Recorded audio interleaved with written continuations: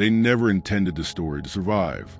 Not because it was violent, not because it was chaotic, but because it was quiet. The kind of quiet that settles into walls, into floors, into ledgers where numbers replace names. There are plantations whose records are intact. Dates, shipments, profits, deaths counted as losses. And then there are places where something feels missing, gaps where ink should be, margins scraped clean, books that end mid-sentence. This is one of those places. What they never wrote down is not what happened. It is what continued. Because there was a woman on that plantation who was paid not to speak, not threatened, not chained more tightly than the others. Paid. Money changed hands quietly, regularly, almost respectfully. No official record explains why. Her name appears once, then never again. And yet, her presence echoes everywhere.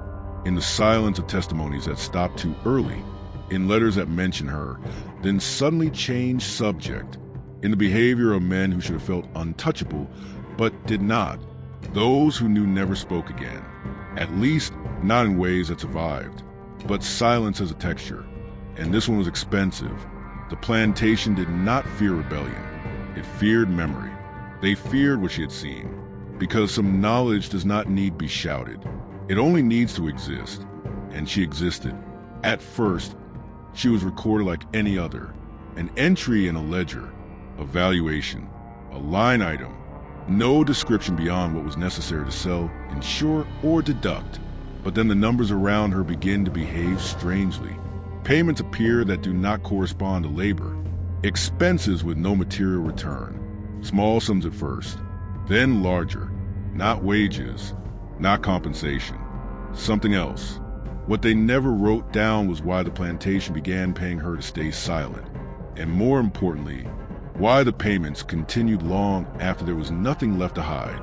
The overseers changed, the owners changed, the laws shifted, but the payments did not stop, which raises an uncomfortable question. Silence is only purchased when speech is possible, and hers was. She did not work in the fields like the others, not after a certain point. She was moved closer to the house, not inside, close enough to hear, close enough to see patterns. Patterns form when you are not supposed to notice them. The night routines, the disappearances that were not recorded as deaths, the rooms that were never counted as rooms. Some doors were locked from the outside, some from within. No official record explains the difference.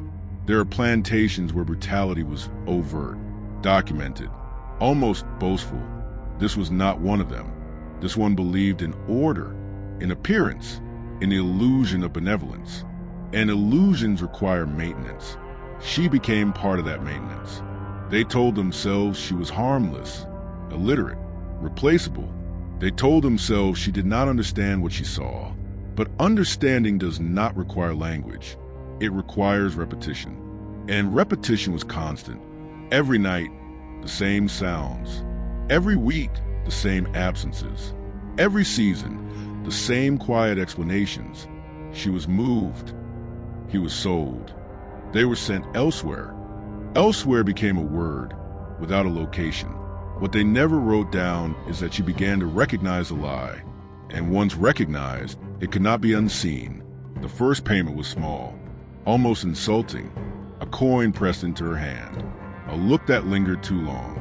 Not a threat, an agreement. She did not ask for it. That is important. She did not negotiate. They offered, because someone had noticed her noticing. Silence is most valuable at the moment it becomes dangerous. The second payment came faster. The third, without explanation. By then, it had become routine. A ritual disguised as generosity. No receipt, no witness. Just enough to make the transaction feel voluntary. And just enough to convince them she was bought. They underestimated the nature of silence. Because silence does not erase memory. It preserves it. What they never wrote down was that the plantation was no longer paying for her silence. It was paying for time. Time before someone else noticed what she had already seen. Because she was not the only one who sensed it. Others felt it, but could not name it. She could, not in words, in patterns, in timing, in the way certain men never age past a certain point in the records while their faces did, in the way deaths clustered around specific dates, in the way children vanished from tallies before they were old enough to be useful. No official record explains why the books from those years were rewritten twice, but the ink tells a story. Older entries scraped away, numbers adjusted downward, names replaced with totals. Totals are safer. Totals cannot testify. What they never wrote down is that she began to understand why she was paid, and once she understood, silence became a choice, not an obligation, a choice they believed they controlled. They were wrong, because silence, once chosen, can also be broken, not loudly, not immediately, but in ways that spread. The first crack was subtle, a sentence spoken where it should not have been, a look exchanged at the wrong moment, a pause that lingered too long. Nothing provable, but enough to make someone ask a question they were not supposed to ask, enough to shift fear. Fear is contagious when it loses its direction. The plantation had always feared revolt. Now it feared knowledge, and knowledge does not need weapons. It only needs witnesses. Those who knew never spoke again, at least not openly. But something changed. Payments increased. Silence became more expensive, which suggests something else had begun to circulate, not a rebellion, a story. And stories are harder to contain than people, because people can be sold, moved, buried without markers. Stories do not stay put. They move through glances, through unfinished sentences, through the things people refuse to deny. No official record explains why a plantation known for order suddenly began dismissing overseers without cause. Why trusted men left without references? Why visitors stopped staying overnight? Why certain rooms were sealed and never reopened? What they never wrote down is that she had stopped keeping the silence the way they expected. She did not speak of what she saw. She spoke of what was missing, and absence is louder than accusation. When asked where someone had gone, she did not answer. She waited, and in the waiting, others began to notice that no one ever returned. The plantation paid her more, because by then they understood something too late. Silence cannot be owned, only borrowed, and borrowing has a cost. This was the moment the plantation crossed from control into panic, because panic leaves traces, and traces survive, even when names do not. The payments stopped being discreet. That is when the plantation made its first mistake. Money, when hidden, implies confidence. Money, when obvious, implies fear. Others noticed. Small allowances appeared where there had been none. Extra rations. Clothing that did not match station. Not gifts, signals. The plantation told itself this was containment, a way to prevent unrest. But containment only works when people do not compare notes. And comparison began quietly. Questions framed as curiosity. Comments disguised as gratitude. Why her? Why now? Why is silence worth so much? No official record explains why the overseer that season resigned without warning. He left behind personal papers, letters never sent, a journal with several pages torn out. The remaining entries grow vague. He stops naming things, stops describing events. He writes instead about atmosphere, about a feeling that something has already happened. Fear always arrives late. What they never wrote down is that the woman understood the shift before anyone else. She felt it in how people looked at her, not with suspicion, with expectation. Expectation is heavier than fear, because fear can be avoided. Expectation waits. They believed she held a secret. She never corrected them. That was her second mistake. Because once people believe a secret exists, they begin to invent it, and invention spreads faster than truth. At night, whispers replace songs, stories with no endings, sentences cut short. No one said her name. That would have been too direct. They referred to her by proximity, the one near the house, the one who stays. Staying became its own accusation. What they never wrote down is that staying was not safety. It was surveillance. She saw more because she was expected to see nothing. She was present when visitors arrived late, when trunks were carried upstairs and returned lighter, when documents were burned instead of archived. Fire leaves fewer witnesses. but it leaves patterns. The ashes were always disposed in the same place, at the same time, on the same days that did not appear in the books. No official record explains why those days coincided with the disappearance of certain names. Not deaths, disappearances. The plantation used euphemisms carefully. Transferred, released, unaccounted. Unaccounted is not the same as unknown. It is a decision, and decisions leave responsibility. What they never wrote down is that she began to track the absences, not on paper, in memory. Memory is harder to confiscate. She noticed that some absences were permanent, others temporary. Some people returned changed, quieter, avoidant.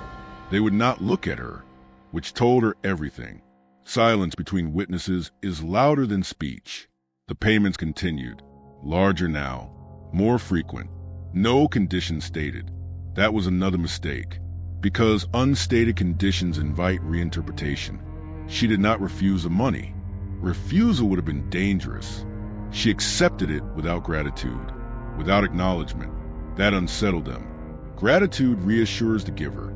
Indifference unsettles power. They told themselves she was compliant, but compliance is a tone, and hers did not match. No official record explains why a visitor once asked to meet her specifically. The request was denied. Immediately, too immediately. The denial was noted, not in the plantation's books. In the visitor's, his diary survives. One line stands out. They are afraid of the wrong thing. He never elaborates. He never returns. What they never wrote down is that fear had shifted direction. It was no longer aimed outward. It turned inward, toward the house, toward the records, toward the silence itself. Because silence, once broken internally, cannot be repaired externally, the plantation began to censor itself. Meetings shortened, instructions vague, orders given verbally instead of written. Paper trails are dangerous when stories circulate. They believe this reduced risk. It did the opposite, because when nothing is written, everything becomes rumor, and rumor is immune to erasure. The woman became a focal point, not because she spoke, because she did not. Her silence now suggested choice, not coercion. Choice implies agency. Agency terrifies systems built on obedience. They began to watch her more closely. That was a final mistake, because observation creates awareness, and awareness sharpens perception. She noticed the watchers, not their presence, their anxiety. They watched her to see if she noticed them. That is not surveillance. That is fear. No official record explains why. One evening, the payments doubled without explanation. No new event preceded it. No incident recorded, which suggests something had been anticipated, something they believed she might do, or had already done. What they never wrote down is that she had begun to speak, but not to those who mattered. She spoke to those who would be forgotten, those with no future in the records, those whose absence would not raise questions. She spoke in fragments, half-statements, observations without conclusions. She did not tell them what happened. She told them what did not happen, and that distinction mattered. Did you notice? Have you ever wondered? They say, but questions are safer than declarations. Questions linger, and lingering is contagious.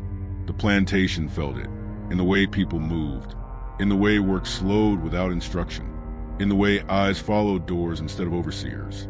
Fear had decentralized, which makes it uncontrollable. No official record explains why a ledger from that year contains an error so obvious it could not have been accidental. A miscount, a total that does not add up. Someone noticed, someone corrected it, but the original remains faintly visible, scratched, not erased, a ghost of a number. Numbers do not haunt by accident. What they never wrote down is that this was when the plantation decided silence was no longer enough. They needed resolution, and resolution requires action. But action creates witnesses, and witnesses create stories. So they hesitated, and in hesitation, the story grew, because by then it was no longer just hers. It belonged to the gaps, to the absences, to the things everyone sensed but no one could point to. The plantation had paid her to stay silent, but it had taught everyone else how to listen. And once people learn to listen for what is missing, they do not stop, even when the source disappears. They chose removal, not punishment, not accusation. Removal is cleaner. A transfer arranged without ceremony. A relocation described as practical, an administrative solution. No official record explains why the documents authorizing were prepared twice, then destroyed. Only the second set remains. Altered dates, simplified language, a destination name that no longer exists on maps from that year. What they never wrote down is that she never left. At least, not in the way they expected. The night of the supposed transfer passed without disruption. No cries, no witnesses. In the morning, her place near the house was empty. The plantation exhaled. Too early, because absence, when anticipated, behaves differently. It does not close a story. It opens one. Questions surfaced immediately, not loud ones. Quiet repetitions. Wasn't she here yesterday? I thought she was staying. They said she was moved. Moved where? No one could answer. The plantation provided a version. It was repeated. But repetition without confirmation feels hollow. What they never wrote down is that people began to test the story. Small tests. Asking different overseers the same question. Listening for inconsistencies. There were many. Timelines did not align. Descriptions varied. Some said she left willingly. Others said she was taken. No one agreed on the hour, or the reason, or the witness, which meant there was no witness. That is when the first rumor changed shape. It stopped being about what she knew. It became about what she was. A keeper, a recorder, a measure. Stories are never accurate, but they are revealing. The plantation senses slipping. Control, once lost, cannot be reasserted through force alone. They tried reassurance. Announcements framed as concern. Warnings framed as care. Silence framed as closure. But closure requires agreement, and there was none. What they never wrote down is that the payments continued, even after her disappearance. Even after there was no one to pay. The amounts were smaller, but regular, which makes no sense unless the transaction had changed. Unless the silence they were paying for no longer belonged to her. Unless it belonged to the place itself. Money does not soothe guilt. It postpones reckoning. The plantation began to experience interruptions. Minor at first. Delayed shipments. Misfiled documents. Appointments forgotten. Nothing dramatic. Just enough to unsettle routine. Routine is the backbone of systems like this. When routine fractures, attention follows. Attention is dangerous, because attention reveals patterns. And patterns, once seen, cannot be unseen. The house grew quieter, not peacefully, suspiciously. Doors closed more often. Visitors shortened their stays. Rooms were locked that had never required locks. What they never wrote down is that certain sounds stopped altogether. No more late-night movements. No more unexplained arrivals. As if something had retreated underground or been sealed. Sealing creates pressure. Pressure seeks release. The first release came through a mistake. A conversation overheard by the wrong person. A reference made too casually. A name spoken where there should have been none. Her name. It startled them, because they had agreed, without saying so, to let it fade. But names resist erasure. They cling to places, and the place remembered her. The plantation began to experience resistance without rebellion. Work done incorrectly. Instructions followed too literally. Obedience stripped of intuition. That kind of compliance is sabotage without risk. It spreads quickly, because it looks like loyalty. No official record explains why productivity declined while labor hours increased. The numbers puzzle the owners. They blamed management. Management blamed labor. Labor said nothing. Silence had migrated. What they never wrote down is that some people claimed to see her. Not clearly, not directly. At the edge of vision, near the sealed rooms, near the ash site, always at night, always briefly. Sightings are unreliable, but they do something else. They restore presence. Presence undermines finality. The plantation responded by denying, officially, firmly, too firmly. Denial, when excessive, suggests fear belief. The more they denied her existence, the more she existed, in absence, in speculation, in the way people avoided certain paths after dark, in the way children were warned not to ask questions. Warnings create curiosity.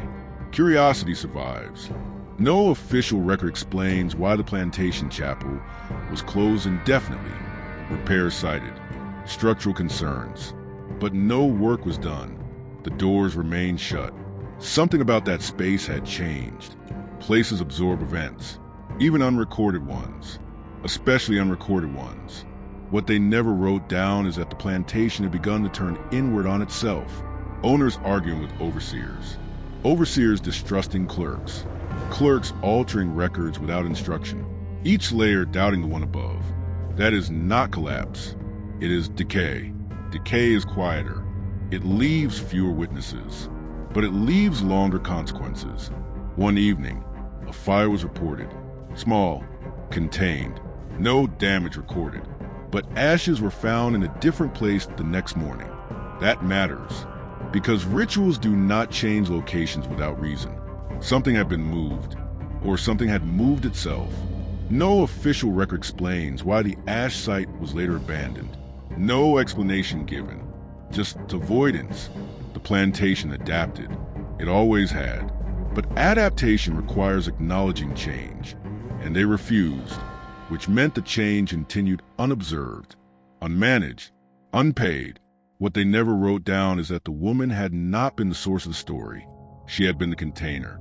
And when the container was removed, the content spread through silence, through omission, through the uneasy feeling that something had been interrupted but not ended. The plantation had paid her to stay silent. But silence, once displaced, does not disappear. It settles into floors, into walls, into ledgers where numbers refuse to align. And from there, it waits. They tried to correct the narrative. Quietly, a letter sent to neighboring estates. A clarification offered without request. A version of events framed as routine. Routine is persuasive when nothing feels wrong. Here, everything did. What they never wrote down is that the plantation had become a place people avoided remembering, not avoided visiting, avoided describing. Visitors spoke in generalities afterward, impressions without details, praise without specifics. As if precision had become unsafe, memory behaves strangely under pressure. It edits itself. The plantation mistook this for success. They believed the story had been smothered. They were wrong. Because what survived was not the story itself. It was the sense that something had been interrupted. Interrupted things demand completion. No official record explains why. Months later, a clerk noticed that certain names were missing from years they should have appeared in. Not erased, skipped, entire lines absent. He brought it up once. Only once. After that, he stopped checking. His handwriting changes, becomes tighter, less confident. He begins to abbreviate words unnecessarily. Abbreviation is a form of retreat. What they never wrote down is that fear had shifted again. It was no longer fear of exposure. It was fear of recognition. Recognition means acknowledgement. Acknowledgement invites consequence. So they avoided it. The plantation began to lean on age, on tradition, on the assumption that time would blur the edges. Time usually does, but only when nothing resists it. Something was resisting. The sealed rooms were never reopened, not officially, but the locks changed. New keys issued, old ones destroyed. Keys are records. Their destruction is intentional. No official record explains why one key was never accounted for. No mention of its loss. No replacement ordered. Just absence. What they never wrote down is that the plantation began to experience moments of stillness that felt unnatural. Not peace. Suspension. As if the place itself was listening. Listening for something it had lost. People began to report difficulty sleeping. Not nightmares. Awakenings. Sudden. Unprovoked. At the same hour. always the same. They did not speak of it, but they noticed a pattern. Patterns create unease. Unease seeks explanation. Explanation was unavailable, so it turned inward into superstition, into avoidance, into ritual. Candles burned where they had not before. Doors left open deliberately. Names avoided. No official record explains why certain phrases were struck from common use. Not forbidden, just ignored. Words carry weight. Removing them lightens nothing. It concentrates pressure elsewhere. What they never wrote down is that the plantation began to feel smaller, not physically, psychologically. Paths shortened, routes simplified. People chose familiarity over efficiency. That is not laziness. It is fear of encountering something unexpected, something unscripted. The plantation had always controlled its script. Now, the script resisted. A visitor once asked why a wing of the house was never shown. The answer was rehearsed, delivered smoothly, too smoothly. The visitor nodded, but wrote something different later. His letter mentions a silence that feels curated. Curated silence is never empty. It is selective, which means something has been excluded, and exclusion implies presence. No official record explains why that visitor never returned, not even for business. He simply diverted. Diversion is avoidance with intention. The plantation noticed this pattern too late. By the time they did, it had spread. Other estates began to hesitate, to delay, to ask questions that had no answers. Questions create doubt. Doubt slows commerce. Slowed commerce invites scrutiny. Scrutiny is fatal. What they never wrote down is that this was when the plantation attempted to memorialize, quietly, not her, the place, an effort to fix meaning, to anchor interpretation. A plaque was commissioned, text drafted, revised again, never installed. The final version was deemed unclear, which is another way of saying dangerous, because clarity would have required specificity, and specificity would have required truth. Truth was not an option. The payments, still ongoing, were reduced again, symbolic now, as if maintaining the gesture mattered more than the effect. No one could say who authorized them. They simply continued, which suggests institutional memory without origin, a habit divorced from understanding. Those are the most difficult to stop. What they never wrote down is that the woman's absence had become a presence, not as a figure, as a reference point, before she left. After she left, people organized memory around her, which gave her permanence. Erasure failed, because erasure requires replacement, and nothing replaced her. The plantation began to age visibly, maintenance deferred, repairs postponed, neglect framed as economy. But neglect accumulates, like memory, like silence. No official record explains why the plantation chapel was eventually reopened. No ceremony, no announcement, just unlocked. The interior was unchanged, except for one thing. A bench had been moved, slightly, not enough to notice immediately, enough to suggest someone had sat there. Recently, no one admitted to it, no one denied it. They avoided the question entirely. Avoidance is confirmation without admission. What they never wrote down is that by then, the plantation no longer needed witnesses. The story had embedded itself into routine disruptions, into architectural avoidance, into language that bent around absence. The woman had been paid to stay silent, then removed, but silence had learned to speak on its own, and it did not need her anymore. The plantation reached for authority, not force. Authority. A new administrator arrived. Clean records, firm posture, someone unconnected to the original events. That was the idea. Fresh eyes erase old shadows. That was the belief. It failed immediately, because shadows do not belong to people. They belong to places. The administrator noticed it on the first walkthrough, not consciously. Later, when trying to remember details, certain areas refused to settle in his mind. Rooms blurred. Hallways collapsed into one another. He wrote about it in a private letter. I cannot describe the layout with confidence. That should not happen. Buildings do not rearrange themselves. unless memory is resisting. No official record explains why that letter was never sent. It was found later, folded, unstamped. What they never wrote down is that the administrator began asking questions no one wanted answered. Why were certain books duplicated? Why did some totals contradict each other? Why were there payments with no recipients? He was told it was legacy accounting, inherited irregularities. A polite way to say, do not look too closely. He did not listen. That was his error, because attention activates dormant things. The sealed rooms were mentioned. Casually, he asked what they contained. The answer was vague. Storage, old furniture.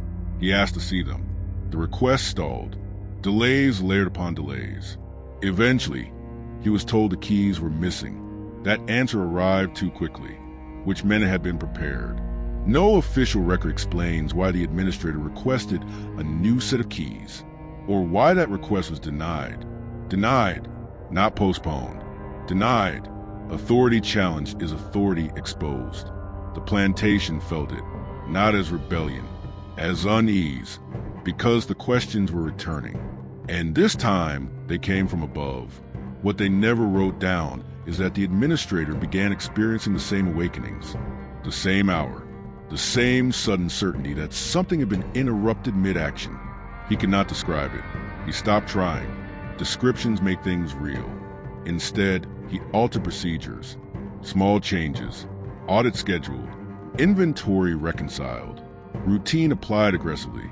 Routine, when misapplied, reveals friction, and friction reveals resistance. The numbers resisted. Certain figures refuse alignment, not wildly, subtly, enough to suggest intent or interference. The administrator noticed a pattern.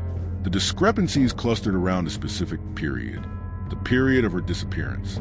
He circled the dates. He underlined them. That page is missing. The rest of the book remains. No official record explains where that page went. What they never wrote down is that the administrator asked about her directly once. The response was immediate, dismissive. She was insignificant. Insignificant things do not leave traces. He knew that. He did not ask again. That restraint mattered, because silence, when chosen, is strategic. He waited. Waiting is an accusation without words, and it makes others talk. Not to him, around him. He listened, not for facts, for tone. Tone reveals what facts conceal. He noticed the hesitation before certain answers, the speed of denial, the shared glances. What they never wrote down is that he realized the plantation had been paying not to preserve silence, but to delay consequence. Delay creates hope. Hope that time will erase responsibility. It rarely does, because time preserves patterns, and patterns outlive participants. The administrator prepared a report, carefully worded, non-specific, but suggestive. He never submitted it. No explanation. The report ends mid-sentence. Ink fades abruptly, as if the pen had stopped without lifting. That is not how people write, unless they are interrupted. No official record explains what happened next, only outcomes. The administrator left. No dismissal recorded, no replacement announced. He simply vanished from the books, not erased, omitted. Omission is intentional. What they never wrote down is that after his departure, the plantation stopped trying to fix the narrative. They shifted strategy, from correction to endurance. They would outlast the story. That was the hope. The plantation reduced its footprint, sold parcels, simplified operations, shrank. Shrinking reduces attention. Attention had become dangerous. Visitors declined. Revenue dipped. But survival continued. Barely. And survival is enough for some. The sealed rooms remained sealed. No one spoke of them. No one approached them. Avoidance calcified into custom. Custom became rule. Rules without origin feel sacred. And sacred things resist inspection. What they never wrote down is that this was when the plantation became quiet in a new way. Not tense. Resigned. As if it had accepted something irreversible. Acceptance is not peace. It is surrender without confession. The payment stopped. Finally, no record of the final entry. Just absence. Silence no longer purchased. It had become permanent, or so they believed. But silence does not remain static. It accumulates. Layers. Pressure builds. And pressure seeks release. Sometimes decades later. Sometimes through people who were never meant to know. The plantation endured, but it never recovered. Not fully. Its name faded. Its influence diminished. Eventually, it became a footnote, a property, a relic. What they never wrote down is that the story did not die with the place.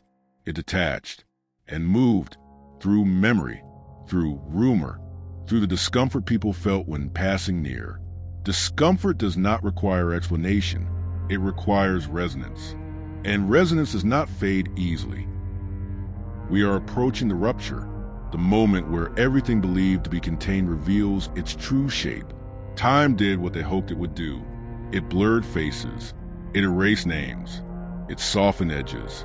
But time also does something else. It removes urgency.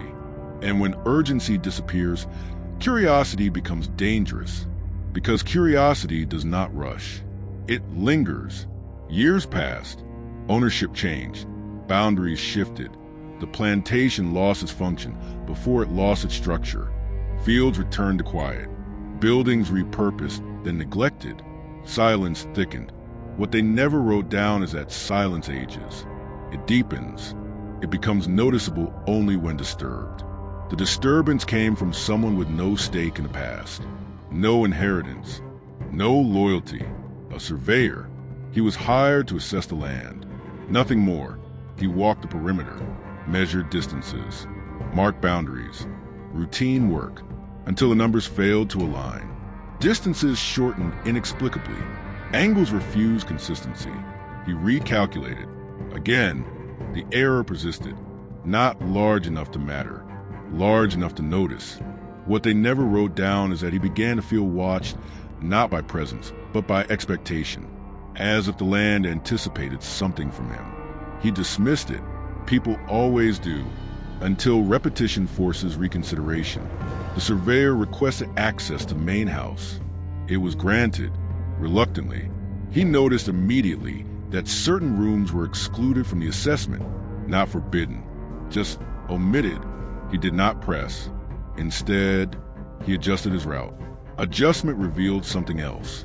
A wall that should not have been there. Not new, not old, just unnecessary. Walls exist for reasons. Privacy, support, division. This one served none. It blocked nothing structural.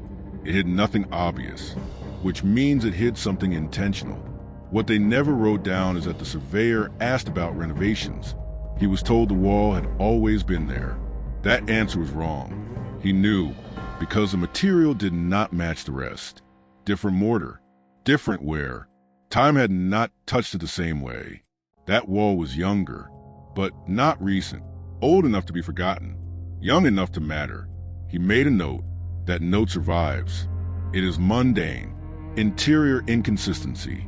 Possible modification. No speculation. No conclusion. Just observation. Observation is dangerous because it invites continuation. The surveyor did not return. Not immediately. Weeks passed, then months. The assessment stalled. No explanation given. Then one morning, the wall was gone. Cleanly removed. No debris. No record. As if it had never existed. What they never wrote down is that this was impossible. Walls do not vanish quietly. Removal leaves evidence. Dust. Scarring. Unevenness. There was none. Only smooth continuity. As if something had been folded back into place. The surveyor came back. He noticed. Of course he did. The space felt wrong. Larger than it should be. Not visually. Psychologically. He described it later as a room that seems to expect something. Expectation again. That word keeps returning. Because expectation suggests unfinished business. The surveyor measured again. The numbers aligned now. Too well. Perfect symmetry. That unsettled him more than the error. Perfect symmetry is artificial. Nature tolerates variance. Precision implies intent. No official record explains why the surveyor's final report was never submitted. The draft exists. It ends abruptly. The last line reads, "There is a space here that should not." The sentence stops. No punctuation. No continuation. What they never wrote down is that this was a rupture, not an event, a realization. The plantation had not been hiding something. It had been containing it, and containment had failed. Because containment depends on boundaries, and boundaries had shifted. The woman had not been silenced to protect a secret.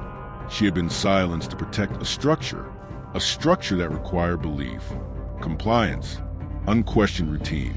Once belief fractured, the structure became unstable. The payments were never about her voice. They were about delaying awareness of something embedded, something systemic, something that did not require witnesses anymore. The sealed rooms were not sealed to hide what happened. They were sealed to prevent repetition or recognition. The wall was not added to conceal space. It was added to interrupt a pattern. And when it was removed by time, neglect, or chance, the pattern resumed. What they never wrote down is that the plantation was not haunted by the woman. It was haunted by what she had understood and what she had allowed others to sense. That some absences are intentional, that some silences are constructed, and that once you recognize a construction, you cannot return to ignorance. The land was sold, redeveloped, plans drawn, then redrawn, delays accumulated, unexpected costs. Contractors refused assignments without explanation. Some cited intuition. Others cited nothing at all. They simply declined. The project stalled. Eventually, it was abandoned. Again, no official record explains why this location repeatedly failed to transition into something else. Failure is rarely random. It clusters, like memory, like silence. The plantation no longer exists as a functioning entity. But the pattern remains, in records that refuse closure, in spaces that feel misaligned, in stories that stop too early. The woman was paid to stay silent. She did not because she spoke, but because she allowed silence to become visible. And once visible, it could no longer be controlled. Those who knew never spoke again, but they did not need to, because the structure learned how to speak for itself, quietly, persistently, without accusation, only implication. And implication is the most enduring form of truth because it does not demand belief. It waits, and waiting is what this place does best. What followed was not discovery. It was drift. The story slipped away from people and settled into documents, into land deeds, into footnotes no one cross-checked. That is how these things survive, not as revelations, as residue. Years later, when historians encountered the plantation, they described it cautiously, poorly documented, administratively inconsistent, a typical example of regional decline. Those phrases are shields. They protect the reader from noticing what does not fit. What they never wrote down is that some records resisted categorization entirely. Ledgers with correct paper and incorrect ink, dates that align nowhere else. Expenses that persist after the entity they describe has vanished. One archivist made a marginal note. Anomaly, possibly clerical. He did not pursue it. Clerical error is comforting. It suggests accident, not intention. What they never wrote down is that every time the plantation resurfaced in scholarship, something interrupted the work. A grant expired. A colleague redirected interest. A source went missing. Nothing dramatic. Just enough to stall momentum. Momentum is dangerous because momentum carries questions forward. The plantation remained incomplete, always almost understood, never fully. That is not coincidence. That is structure. The woman's name appears one final time in an unrelated record, a census fragment, no location listed, no age confirmed, just a mark, then nothing. She does not die in the books. She does not leave. She simply stops being trackable, which is different.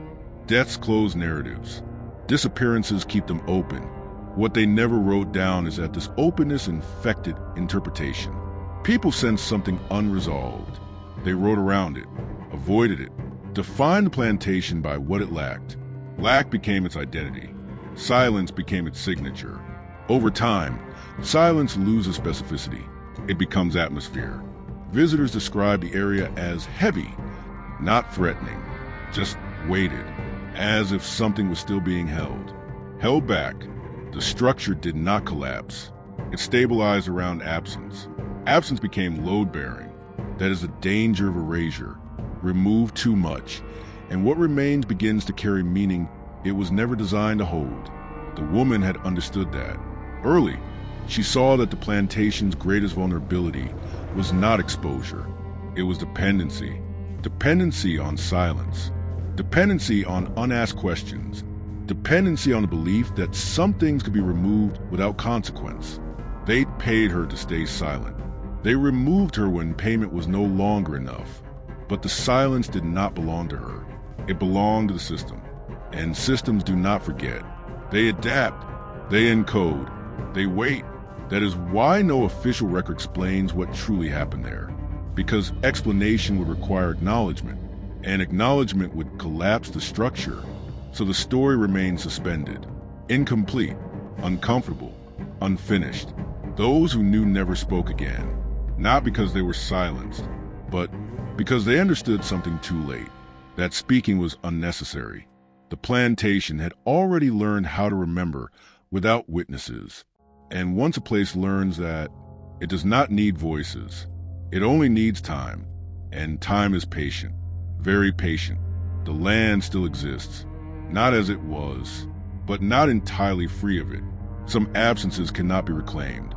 Some silences cannot be broken, only passed through, quietly. And if you pass through without noticing, it will wait until someone does. Long after the land stopped being called a plantation, long after its boundaries were redrawn, and its name softened into something less specific, the pattern persisted, not visibly, not in ways that demanded explanation, only in small interruptions. Survey stakes that never stayed in place, foundations that cracked without reason, measurements that required revision, then revision again, always minor, always justifiable, always enough to slow progress. What they never wrote down is that the land resisted permanence. Temporary structures fared better. Tents, sheds, things meant to be removed. Anything intended to last seemed to provoke response, as if endurance itself was being tested.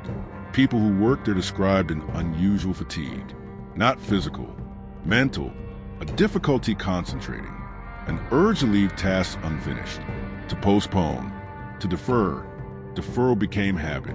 Habit became explanation. Explanation replaced inquiry.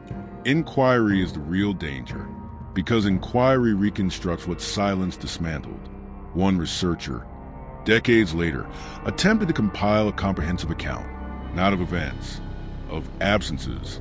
She cataloged what was missing, pages torn out, inconsistencies in numbering, gaps where correspondence should have been. She did not speculate.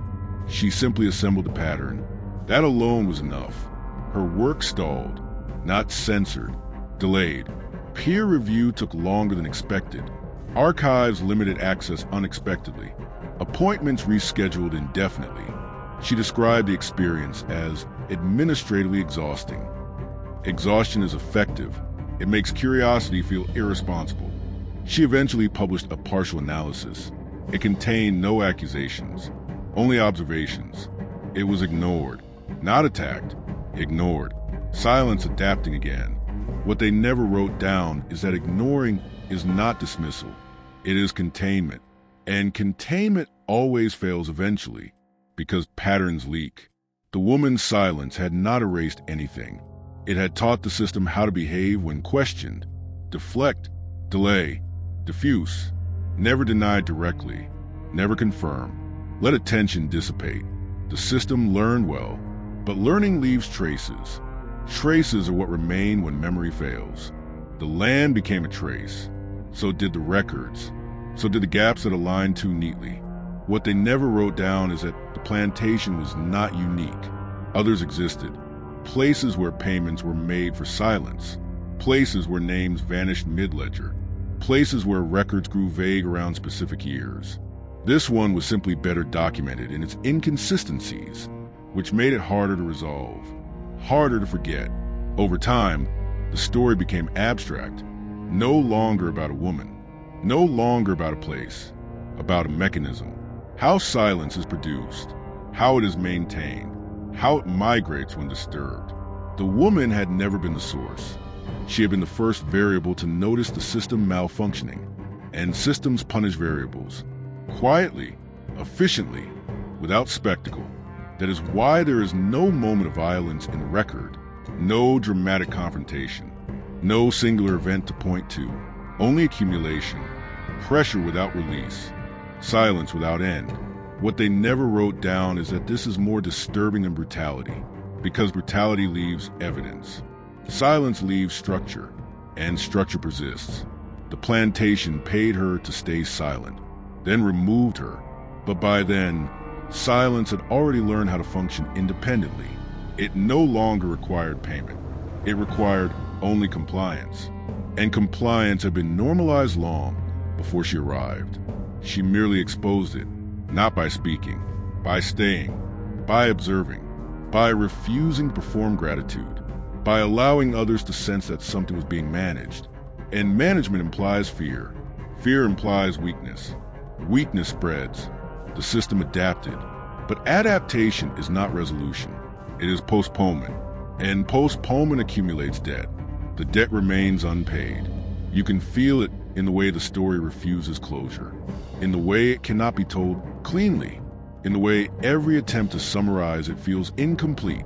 That incompleteness is the point, because what was erased was not an event, it was accountability. And accountability cannot be reconstructed from fragments alone. It requires acknowledgement. Acknowledgement requires voice. And voice was the one thing the plantation believed it had successfully removed. It did not.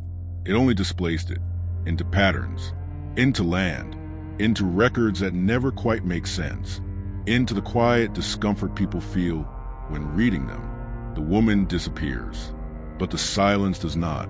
It waits. And if you are listening closely, not for words, for absences, you can still hear it working, enduring, unfinished, unwilling to be resolved.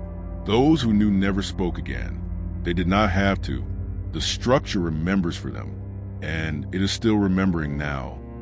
There is a temptation, when stories refuse to end, to force an ending onto them, to draw conclusions, to name causes, to assign responsibility. That temptation was resisted here, not out of caution, out of fear, because fear had become institutional. It lived in filing systems, in approval processes, in the careful language of reports that described everything except what mattered.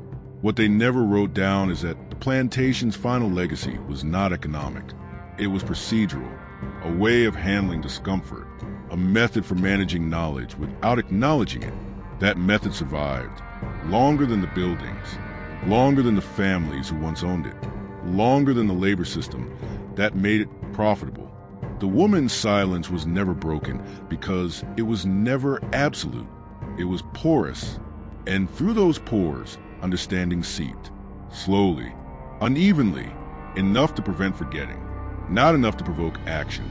That balance is difficult to maintain, but once achieved, it is remarkably stable. People sense it intuitively. They step around it. They adjust their questions. They tell themselves they are being reasonable.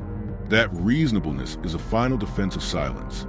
Years later, a descendant of one of the owners attempted to write a family history, not to excuse, to document. He encountered resistance immediately, not from others, from the material itself. Letters that reference events no longer match timelines. Portraits with dates that conflicted with ages. Accounts that repeated phrases verbatim across different hands. Repetition suggests rehearsal. Rehearsal suggests performance. Performance suggests audience. Who is the audience? That question was never answered. The manuscript was abandoned. The descendants cited lack of clarity. Clarity had never been the goal. What they never wrote down is that the plantation had achieved something rare. It had produced silence without force, silence without spectacle, silence that did not announce itself as silence. That is why it endures. Because nothing appears missing unless you know where to look. And knowing where to look requires inheritance, not of blood, of attention. Attention passed quietly from person to person, often unconsciously. A hesitation here, an omission there, a sense that something should not be pursued too far, not because it is dangerous, but because it is unsettling. Unsettling things disrupt narratives. Narratives provide comfort. Comfort is valuable. The plantation learned this early. It monetized it. It paid her to stay silent. Then it discovered that silence, once learned, reproduces itself. It teaches others. It becomes etiquette, protocol, common sense. No official record explains why the story feels incomplete, because incompleteness is not a flaw. It is the design. The woman was never meant to be remembered as a person. She was meant to be absorbed into the mechanism, which is exactly what happened. Her disappearance was not the end. It was a final adjustment. After that, the system no longer required maintenance. It could sustain itself on habit, on discomfort, on the shared understanding that some things are better left unexamined. That understanding persists, even now, especially now, because distance makes discomfort abstract. Abstract discomfort is easy to tolerate until something triggers recognition. A misaligned record, a vanished page, a wall that once existed and then did not. Small things, but small things accumulate. And accumulation is how structures fail. Not dramatically, quietly. The plantation paid her to stay silent. She did not in the way they expected. She allowed silence to expose itself. And once exposed, it could no longer pretend to be empty, only managed, only deferred, only unresolved. Those who knew never spoke again. They did not need to. The story learned how to persist without them, and it is still persisting, waiting for someone who does not accept discomfort as a reason to stop, for someone who understands that silence is never neutral.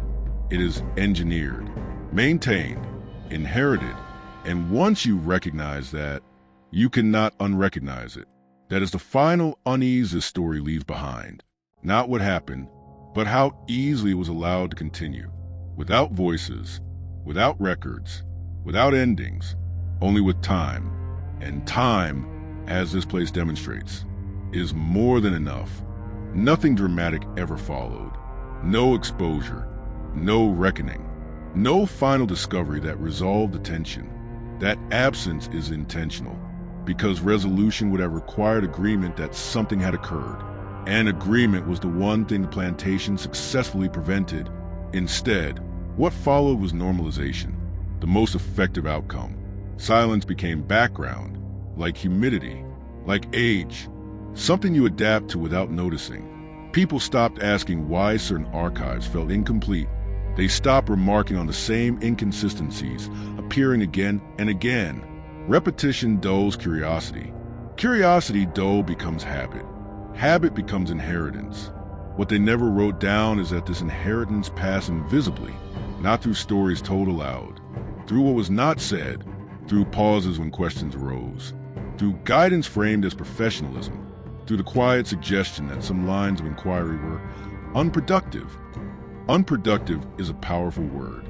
It transforms avoidance into responsibility. The plantation no longer existed, but its logic did. The logic said, some truths cost more than they are worth. Some silences are cheaper to maintain than to break. That logic survived the era. It migrated into institutions, into methodologies, into the way historical certainty is measured. Absence, when consistent, becomes acceptable. Acceptable absence becomes invisible. What they never wrote down is that invisibility was the final success. The woman had not been erased. She had been dissolved, not into myth, into method. Her silence was not remembered as resistance. It was remembered as procedure. And procedures do not provoke emotion. They provoke compliance. That is why the story does not haunt in the way people expect. There are no apparitions, no curses, no warnings whispered in the night. There is only a persistent discomfort, a sense that something is structurally incomplete, that the shape of the past has been edited, not violently, Precisely. The plantation paid her to stay silent, then removed her, then learned it no longer needed to do either. Silence had become self-sustaining. That is the most unsettling outcome possible, because it means no one is responsible anymore. Responsibility dissolves into process. Process dissolves into routine. Routine dissolves into time, and time is rarely questioned. Those who knew never spoke again, not because they were threatened, but because speaking no longer felt necessary. The structure had absorbed the knowledge. It no longer required testimony, only continuation. The land remains quiet, not ominous, just unresolved. The records remain fragmented, not censored, just incomplete. The story remains unfinished, not forgotten, just suspended. And suspension is a form of control, because it denies closure without denying existence. You feel it when a narrative stops short, when explanations thin, when the last page ends too early. That feeling is not accidental. It is a residue of a system that learned how to outlast witnesses. The woman did not break the silence. She revealed its mechanics, and once revealed, they cannot be unseen. But seeing is not the same as acting. Most people stop there. They notice, they feel discomfort, then they move on. That is how silence survives. That is how this story survives. Not as a warning, not as a lesson, but as an unresolved weight. One that does not ask to be lifted, only acknowledged, and even that, only rarely. Those who knew never spoke again. And now, neither does the place. It does not accuse. It does not explain. It simply remains. Incomplete, waiting for someone who understands that some silences are not empty. They're occupied. And once you sense that, you will notice it elsewhere, in other records, in other gaps, in other stories that stop too soon. The plantation was not an exception. It was a demonstration. And demonstrations do not end. They repeat, quietly, endlessly, without permission, without closure, without sound. The final stage was not disappearance. It was familiarity. The story became something people recognize without ever learning, a shape without detail, a presence without narrative.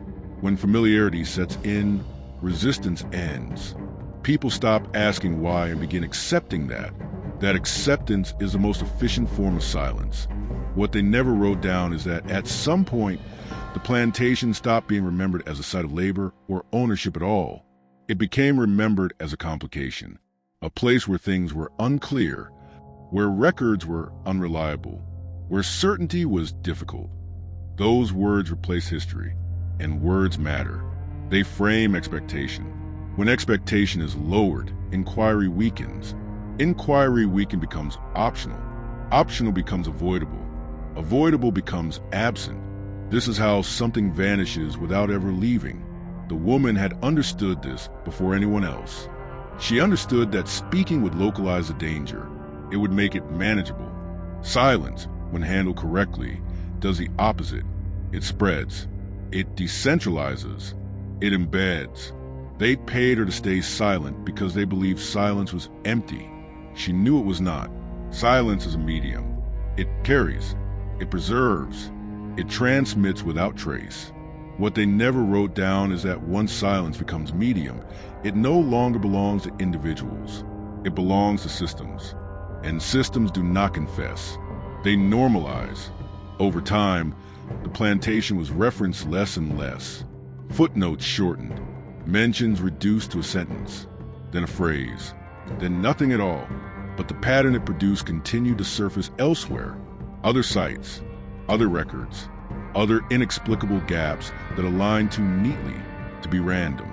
People noticed, briefly, then move on, because recognition without language is exhausting. Language gives shape. Without it, attention drifts. Drift is silence in motion. The plantation's greatest success was not concealment. It was diffusion. The story did not die. It diluted. Dilution makes things harder to isolate, harder to confront, harder to end. Those who knew never spoke again, but they passed on habits. Habits of caution, habits of omission, Habits of stopping just short of the uncomfortable. These habits feel reasonable, even ethical. They are framed as restraint, as professionalism, as respect for uncertainty. Uncertainty is useful. It discourages certainty. Certainty invites action. Action threatens stability. Stability is prized.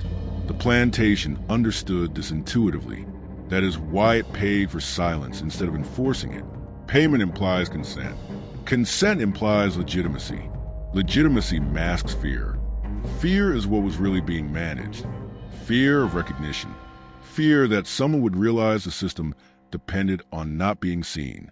The woman did not expose the system. She demonstrated its limits. She showed that silence could be purchased, but not controlled. Once released, it became autonomous, self-correcting, self-protecting. That autonomy is what remains.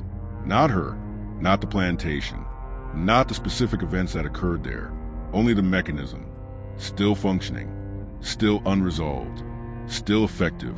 This is why the story resists conclusion. Any ending would imply containment. Containment is no longer possible. The silence has already moved on. It exists now wherever records hesitate, where explanations thin, where something important is reduced to unclear. If you have read this far, you've already felt it, the sense that something is being approached but never reached. That is not failure. It is replication. The story does not want to be finished. It wants to be recognized. And recognition is enough to unsettle, enough to linger, enough to follow you into other stories, other archives, other places where the past feels edited. The plantation paid her to stay silent. She did not. She allowed silence to become visible. And once visible, it could not be erased, only inherited. Those who knew never spoke again. And now, neither will this story. Not completely, not cleanly, not with relief. It will remain as it was designed to remain.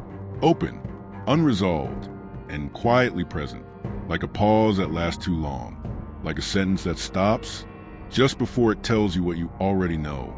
What remains now is not evidence. Evidence belongs to closure. What remains is pressure, a subtle insistence that something unfinished still occupies space, not demanding attention, not calling out, simply refusing to dissolve. That refusal is quiet, and because it is quiet, it is effective. Over time, people learn how to live around it. They learn how to reference the place without engaging it, how to acknowledge gaps without naming them, how to accept that some histories arrive already incomplete.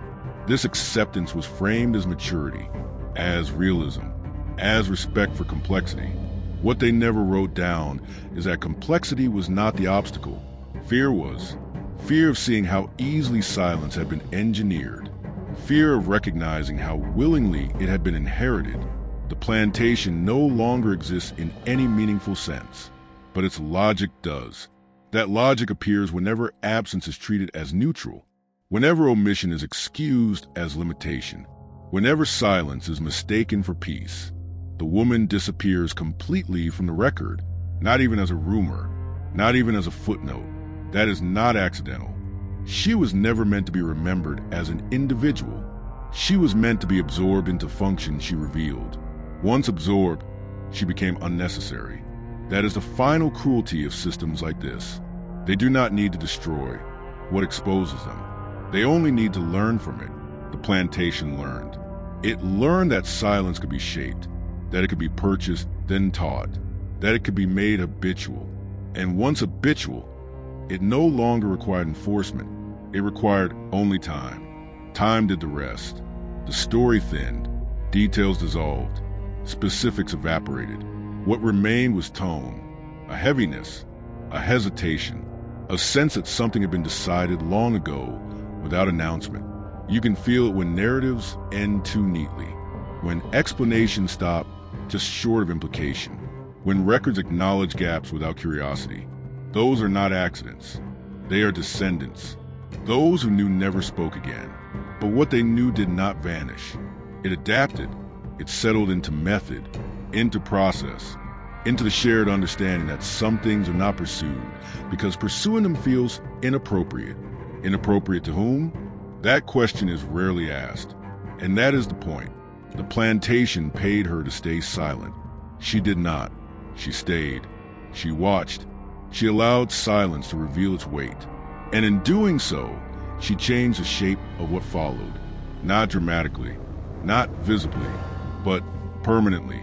The story ends here not because it is finished, but because it cannot go further without breaking its own condition. It cannot resolve without pretending certainty. It cannot conclude without implying justice. Neither will be honest. So it stops, as it always has, mid-thought, mid-record, mid-understanding, leaving you with the same inheritance the plantation left behind. Not knowledge, but awareness. And awareness, once acquired, is difficult to silence, even when no one speaks, even when nothing is written, even when the past insists on remaining incomplete. The silence holds. It always has. And now, you know how it was made. Nothing announces the end. That is the last thing to understand. Stories like this do not conclude. They lose momentum. They thin. They recede. And in that retreat, they leave something behind. A residue. The plantation did not collapse. It did not confess. It did not transform. It simply stopped insisting on being understood. That is why there is no final document, no decisive testimony, no revelation waiting to be uncovered in some forgotten archive. What exists instead is continuity, the quiet continuation of a method. The woman is gone, not dead in the record, not remembered in the record, just absent. And absence, when consistent, becomes instruction. It teaches those who come later how far to look, where to stop, what to accept as unknowable. This is the inheritance that remains, not her story, not their crime, but the shape of the silence that followed. That silence did not demand belief. It did not ask for agreement. It only required repetition. And repetition is easy. Every time a question was softened, every time an inconsistency was dismissed as clerical, every time discomfort was mistaken for ambiguity, the silence renewed itself. No one needed to remember why it existed, only that it did. That is how systems outlive witnesses. That is how the past persists without names. The plantation paid her to stay silent. They believed silence was a condition they could purchase, manage, and terminate. They were wrong. Silence is not owned. It migrates. It settles into habits, into professional restraint, into the language of uncertainty and complexity. It becomes reasonable. And reasonable silence is the hardest kind to disturb. Those who knew never spoke again. But the silence they carried did not vanish with them. It detached. It entered records, institutions, methods. It became indistinguishable from caution, from objectivity, from good practice. That is why there is no ending here. Any ending would imply that something has been resolved. Nothing has. The structure remains intact precisely because it appears incomplete. Incompleteness discourages confrontation. It invites distance, and distance feels safe. If you feel unsettled now, it is not because of what you learned. It is because of what you were allowed to notice. That silence was not accidental, that it was shaped, that it was taught, and that it still functions. Not loudly, not violently, but effectively. This is where the story stops, not because it must, but because it always has. Just before certainty, just before accusation, just before closure. The plantation does not need to be remembered. It only needs to have worked. And it did. That is the quiet truth they never wrote down. And once seen, it does not need to be spoken. It only needs to remain unfinished, uncomfortable, and impossible to fully forget.